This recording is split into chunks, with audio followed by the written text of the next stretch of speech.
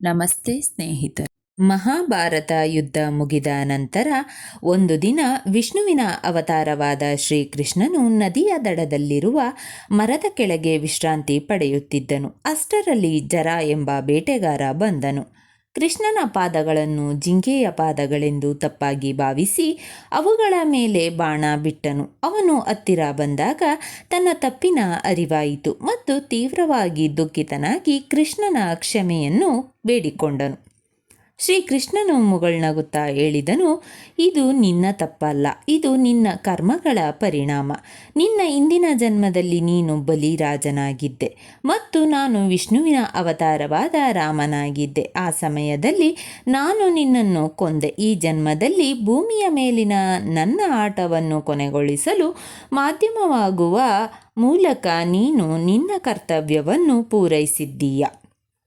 ಜರನು ತೀವ್ರ ದುಃಖಿತನಾಗಿ ಈ ಘಟನೆಯನ್ನು ಪಾಂಡವರಲ್ಲಿ ಶ್ರೇಷ್ಠನಾದ ಅರ್ಜುನನಿಗೆ ವರದಿ ಮಾಡಿದನು. ಸ್ವಲ್ಪ ಸಮಯದ ನಂತರ ಶ್ರೀಕೃಷ್ಣನ ದೈವಿಕ ದೇಹವು ಆಕಾಶದಲ್ಲಿ ಕಣ್ಮರೆಯಾಯಿತು. ಅವನ ದೈವಿಕ ಮತ್ತು ಪ್ರಜ್ಞಾಪೂರ್ವಕ ಹೃದಯ ಮಾತ್ರ ಉಳಿದುಕೊಂಡಿತು. ಅರ್ಜುನನು ಆ ದಿವ್ಯ ಹೃದಯವನ್ನು ಮರದ ಹಲಗೆಯ ಮೇಲೆ ಇರಿಸಿ ನದಿಯಲ್ಲಿ ತೇಲಿಸಿದನು. ದೀರ್ಘ ಪ್ರಯಾಣದ ನಂತರ ಅದು ಸಮುದ್ರದ ಮೂಲಕ ಒಡಿಶಾದ ಪುರಿಯ ಕರಾವಳಿಯನ್ನು ತಲುಪಿತು. ಕಾಲಕ್ರಮೇಣ ಜರ ವಿಶ್ವಬಸು ಆಗಿ ಪುನರ್ಜನ್ಮ ಪಡೆದರು.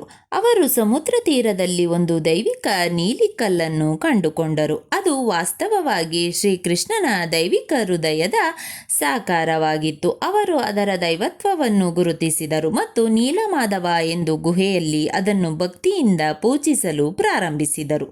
ಅದೇ ಕ್ಷಣದಲ್ಲಿ ವಿಷ್ಣುವಿನ ಮಹಾಭಕ್ತನಾಗಿದ್ದ ಮಾಳವದ ರಾಜ ಇಂದ್ರದ್ಯುಮ್ನನು ನೀಲಮಾಧವನ ಮಹಿಮೆಯ ಬಗ್ಗೆ ಕೇಳಿದನು. ಅವನು ಈ ದೈವಿಕ ರೂಪವನ್ನು ನೋಡಿ ಪೂಜಿಸಲು ಬಯಸಿದನು. ಆದ್ದರಿಂದ ಅವನು ತನ್ನ ರಾಜಪುರೋಹಿತ ವಿದ್ಯಾಪತಿಯನ್ನು ವಿಶ್ವಬಸುವಿನ ಬಳಿಗೆ ಕಳುಹಿಸಿದನು. ಆದರೆ ಯಾವುದೇ ಸಂದರ್ಭದಲ್ಲೂ ವಿಶ್ವಬಸು ಅವನಿಗೆ ನೀಲಮಾಧವನ ದರ್ಶನ ನೀಡಲು ನಿರಾಕರಿಸಿದನು. ಈ ಮಧ್ಯೆ ವಿದ್ಯಾಪತಿ ವಿಶ್ವಬಸುವಿನ ಮಗಳು ಲಲಿತಾಳನ್ನು ಮದುವೆಯಾದನು. ಸ್ವಲ್ಪ ಸಮಯದ ನಂತರ ವಿದ್ಯಾಪತಿ ಲಲಿತಾಳನ್ನು ಅವಳ ತಂದೆಯನ್ನು ಮನವೊಲಿಸಲು ಒತ್ತಾಯಿಸಿದನು. ಕೊನೆಗೆ ವಿಶ್ವಬಸು ಒಂದು ಷರತ್ತಿಗೆ ಒಪ್ಪಿದನು.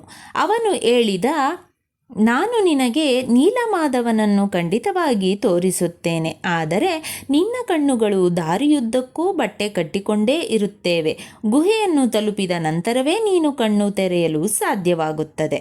ವಿದ್ಯಾಪತಿ ಈ ಷರತ್ತನ್ನು ಒಪ್ಪಿಕೊಂಡರು. ಮರುದಿನ ಅವರು ಒಂದು ವಿಶ್ವಬಸು ಗುಹೆಗೆ ಬಂದರು ಮತ್ತು ನೀಲಮಾಧವನ ದಿವ್ಯ ದರ್ಶನ ಪಡೆದರು. ದರ್ಶನದ ನಂತರ ವಿಶ್ವಬಸು ನೀಲಮಾಧವನನ್ನು ಮತ್ತೊಂದು ರಹಸ್ಯ ಸ್ಥಳದಲ್ಲಿ ಪ್ರತಿಷ್ಠಾಪಿಸಿದರು. ವಿದ್ಯಾಪತಿ ಹಿಂತಿರುಗಿ ಬಂದು ರಾಜ ಇಂದ್ರದ್ಯುಮ್ನಿಗೆ ಇಡೀ ಘಟನೆಯನ್ನು ಹೇಳಿದಾಗ ರಾಜನು ನಿಜವಾದ ಭಕ್ತನಾಗಿದ್ದರೂ ಭಗವಂತನ ಶಾಶ್ವತ ದರ್ಶನ ಪಡೆಯಲು ಸಾಧ್ಯವಾಗಿದ್ದಕ್ಕೆ ತುಂಬ ದುಃಖಿತನಾದನು.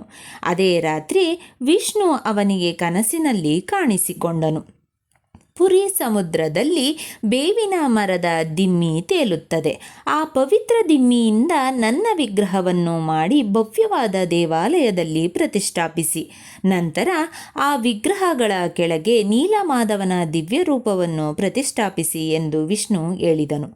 ಅವಿರತ ಪ್ರಯತ್ನದ ನಂತರ ರಾಜ ಇಂದ್ರದ್ಯುಮ್ನು ದೈವಿಕ ಬೇವಿನ ಮರವನ್ನು ಪಡೆದನು. ಈಗ ಅವನಿಗೆ ಅಂತಹ ದೈವಿಕ ಪ್ರತಿಮೆಗಳನ್ನು ರಚಿಸಬಲ್ಲ ಕುಶಲಕರ್ಮಿಯ ಅಗತ್ಯವಿತ್ತು. ನಂತರ ದೇವರುಗಳ ದೈವಿಕ ಶಿಲ್ಪಿ ಭಗವಾನ್ ವಿಶ್ವಕರ್ಮ ಹಳೆಯ ಕುಶಲಕರ್ಮಿಯ ವೇಷ ಧರಿಸಿ ರಾಜನ ಬಳಿಗೆ ಬಂದು, ನಾನು ಈ ಪ್ರತಿಮೆಗಳನ್ನು ರಚಿಸುತ್ತೇನೆ, ಆದರೆ ನನಗೆ ಒಂದು ಷರತ್ತು ಇದೆ.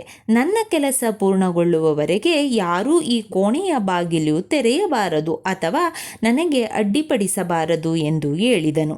ರಾಜನು ಈ ಷರತ್ತನ್ನು ಒಪ್ಪಿಕೊಂಡನು. ಹಳೆಯ ಕುಶಲಕರ್ಮಿ ಮುಚ್ಚಿದ ಕೋಣೆಯಲ್ಲಿ ಪ್ರತಿಮೆಗಳನ್ನು ರಚಿಸಲು ಪ್ರಾರಂಭಿಸಿದನು. ಸುತ್ತಿಗೆ ಮತ್ತು ಉಪಕರಣಗಳ ಶಬ್ದವು ಸುಮಾರು 15 ದಿನಗಳ ಕಾಲ ಮುಂದುವರಿಯಿತು. ಆದರೆ ನಂತರ ಎಲ್ಲವೂ ಇದ್ದಕ್ಕಿದ್ದಂತೆ ಸ್ತಬ್ಧವಾಯಿತು. ರಾಣಿ ಚಿಂತಿತಳಾದಳು ಮತ್ತು ಹಳೆಯ ಕುಶಲಕರ್ಮಿಗೆ ಏನಾದರೂ ಅಹಿತಕರ ಘಟನೆ ನಡೆದಿದೆಯೇ ಎಂದು ಕಂಡುಹಿಡಿಯಲು ರಾಜನನ್ನು ಒತ್ತಾಯಿಸಿದಳು. ಕಳವಳಗೊಂಡ ರಾಜ ಇಂದ್ರದ್ಯುಮ್ನು ಕೋಣೆಯ ಬಾಗಿಲನ್ನು ತೆರೆದನು. ಬಾಗಿಲು ತೆರೆದ ತಕ್ಷಣ ಹಳೆಯ ಶಿಲ್ಪಿ ಕಣ್ಮರೆಯಾದನು. ಅಲ್ಲಿ ಭಗವಾನ್ ಜಗನ್ನಾಥ, ಅವನ ಅಣ್ಣ ಭಗವಾನ್ ಬಲಭದ್ರ ಮತ್ತು ಅವನ ಸಹೋದರಿ ದೇವಿಯ ಸುಭದ್ರೆಯ 3 ದೈವಿಕ ಪ್ರತಿಮೆಗಳು ಕುಳಿತಿದ್ದವು. ಈ ಪ್ರತಿಮೆಗಳು ದೊಡ್ಡ ದುಂಡಗಿನ ಕಣ್ಣುಗಳು, ಕುತ್ತಿಗೆಯ ಕೆಳಗಿನಿಂದ ಚಾಚಿಕೊಂಡಿರುವ ತೋಳುಗಳು ಮತ್ತು ಹೂವಿನ ದಳಗಳಂತೆ ಕೆಂಪು ತುಟಿಗಳನ್ನು ಹೊಂದಿದ್ದವು. ರಾಜ ಇಂದ್ರದ್ಯುಮ್ನನು ತನ್ನ ತಪ್ಪಿಗೆ ತೀವ್ರವಾಗಿ ಪಶ್ಚಾತ್ತಾಪ ಪಟ್ಟನು. ಅವನು ವಿಷ್ಣುವಿನ ಕ್ಷಮೆಯನ್ನು ಬೇಡಿಕೊಂಡನು. ವಿಷ್ಣು ಅವನಿಗೆ ಧೈರ್ಯ ತುಂಬುತ್ತಾ, ಈ ಪ್ರತಿಮೆಗಳು ಅಪೂರ್ಣವಾಗಿಲ್ಲ, ಇದು ನನ್ನ ದೈವಿಕ ರೂಪ ಮತ್ತು ಅವನನ್ನು ದೇವಾಲಯದಲ್ಲಿ ಈ ರೂಪದಲ್ಲಿ ಸ್ಥಾಪಿಸಬೇಕು ಎಂದು ಹೇಳಿದನು. ನಂತರ ರಾಜ ಇಂದ್ರದ್ಯುಮ್ನನು ಪುರಿಯಲ್ಲಿ ಜಗನ್ನಾಥ, ಬಲಭದ್ರ ಮತ್ತು ಸುಭದ್ರಾ ದೇವಿಗೆ ಭವ್ಯವಾದ ದೇವಾಲಯವನ್ನು ನಿರ್ಮಿಸಿದನು. ಅವನು ವಿಶ್ವವಸುವನ್ನು ಪ್ರತಿಷ್ಠಾಪನಾ ಸಮಾರಂಭವನ್ನು ನಡೆಸಲು ಆಹ್ವಾನಿಸಿದನು. ನೀಲಮಾಧವನ ದಿವ್ಯ ರೂಪವನ್ನು ವಿಗ್ರಹಗಳೊಳಗೆ ಇರಿಸಿದನು. ಆ ಶುಭ ಮತ್ತು ದೈವಿಕ ಸಂದರ್ಭದಲ್ಲಿ ದೇವರುಗಳು ಸ್ವರ್ಗದಿಂದ ಹೂವುಗಳ ಮಳೆಯನ್ನು ಸುರಿಸುತ್ತಿದ್ದರು.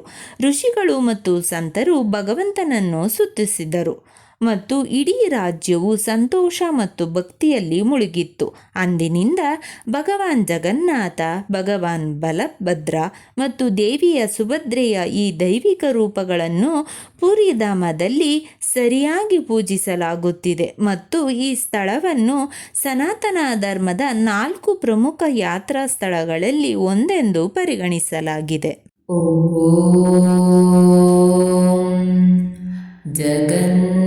ಜಗನ್ನಾಥಾಯ ನಮಃ.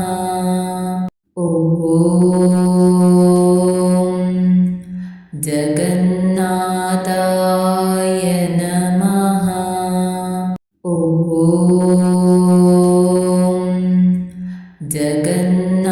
ಜಗನ್ನಾಥಾಯ ನಮಃ.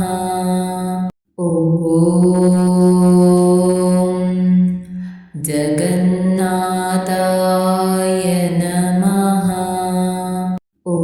ಜಗನ್ನಾಥಾಯ ನಮಃ. ಜಗನ್ನಾಥಾಯ ನಮಃ.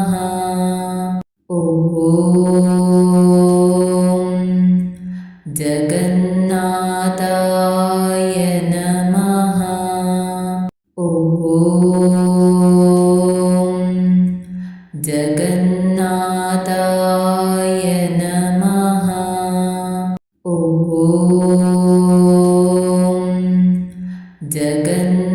ಜಗನ್ನಾಥಾಯ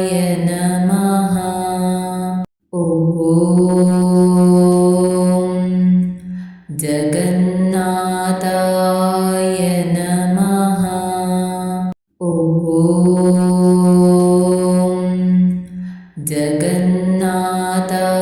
ಜಗನ್ನಾಥಾಯ ನಮಃ.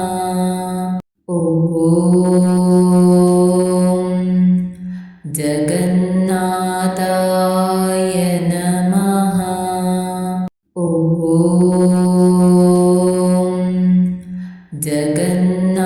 ಜಗನ್ನಾಥಾಯ ನಮಃ.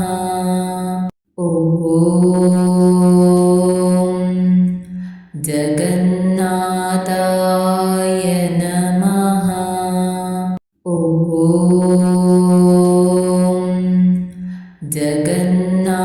ಜಗನ್ನಾಥಾಯ ನಮಃ.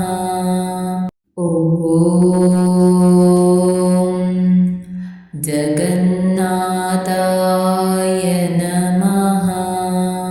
ಸ್ನೇಹಿತರೆ, ಈ ವಿಡಿಯೋ ಇಷ್ಟವಾದಲ್ಲಿ ಲೈಕ್, ಶೇರ್ ಆ್ಯಂಡ್ ಕಾಮೆಂಟ್ ಮಾಡಿ. ಮುಂದಿನ ವಿಡಿಯೋಸ್ಗಳಿಗಾಗಿ ಚಾನಲನ್ನು ಸಬ್ಸ್ಕ್ರೈಬ್ ಮಾಡಿ. ಧನ್ಯವಾದಗಳು.